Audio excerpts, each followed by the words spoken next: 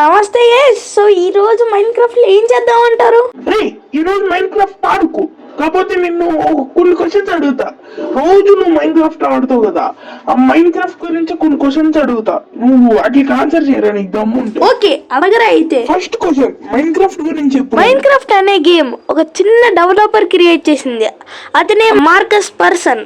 అదే మనం నాట్స్ మామ అని కూడా పిలుస్తాం, అది వేరే విషయం. ఆయన క్రియేట్ చేసిన ఒక చిన్న సింపుల్ గేమ్ ఇప్పుడు గేమింగ్ ఇండస్ట్రీలోనే ఒక లెజెండ్ లా మారింది. ఇనిషియల్లీ ఈ గేమ్ చాలా simple, no missions, no graphics, only just blocks. కానీ అప్పుడు కూడా మనుషుల గుండెకాయలోకి ఎక్కేసిన గేమ్ అయితే. నెక్స్ట్ క్వశ్చన్ చెప్పరా.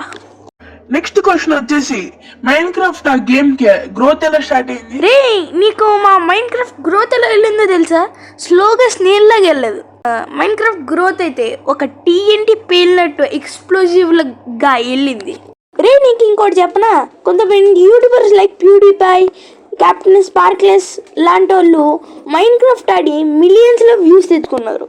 ఆ వీడియోస్ చూసి చిన్న పిల్లల నుంచి పెద్ద పిల్లల దాకా మైండ్ క్రాఫ్ట్ గేమ్ ని ఒక ప్లే గ్రౌండ్ చేస్తారు.